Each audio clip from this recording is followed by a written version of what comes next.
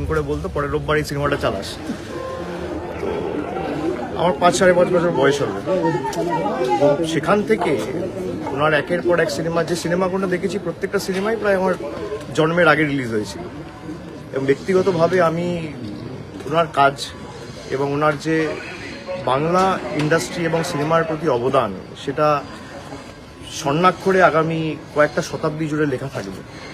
এবং আজকে যে মূলত আমার আশা, আমাদের রাজ্য সরকারের তরফ থেকে 15 বছরে আমাদের যে গৌরবোজ্জ্বল 15 বছর উন্নয়নের কর্মসূচি আমরা গত 15 বছরে করেছি বা কর্মযোগ্যগুলো হয়েছে বিভিন্ন ক্ষেত্রে, সামাজিক সুরক্ষা থেকে, স্বাস্থ্য থেকে, শিক্ষা থেকে, পরিকাঠামোগত উন্নয়ন থেকে, পর্যটন থেকে, কৃষি থেকে, তার একটা বিস্তারিত খতিয়ান আমি রঞ্জিতবাবুর হাতে তুলে দিয়েছি।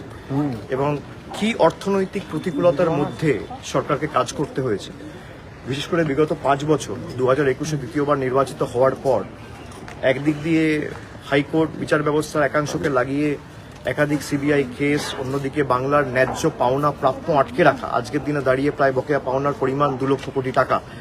এবং তারপরেও যে রাস্তাঘাটের কাজ, আবাস যোজনা, লক্ষ্মীর ভাণ্ডার, স্বাস্থ্যসাথীর মতো একাধিক যুগান্তকারী প্রকল্প।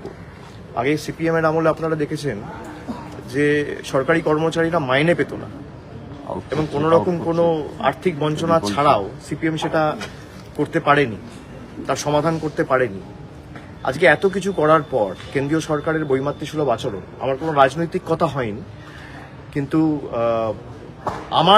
আমাদের যে রাজ্য সরকারের যুগান্তকারী প্রকল্পগুলো সেগুলো আমরা বিস্তারিত বলেছি। আমার সাথে সিনিয়র মন্ত্রী মমতা বন্দ্যোপাধ্যায়ের দীর্ঘদিনের সহযোদ্ধা সতীর্থ সম্মানীয় শোভনদেব চট্টোপাধ্যায়ও ছিলেন।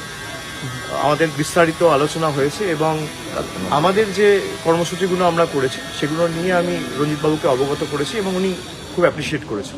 কালকে নন্দীগ্রামে আজকে মারধর করা হয়েছে, তৃণমূল কংগ্রেসে ফ্লেক্স ছিঁড়ে দেওয়া হয়েছে। নন্দীগ্রামের বিষয় নিয়ে যা বলো নন্দীগ্রামে জিজ্ঞেস করো, আজকে কোনো পলিটিক্যাল কথা। আপনি কি বলবেন, কেমন আপনি কি বলবেন? এনাকে আমার খুব ভালো লাগে, এইটুকু বলছি, খুব ভালো লাগে এনাকে। Thank you.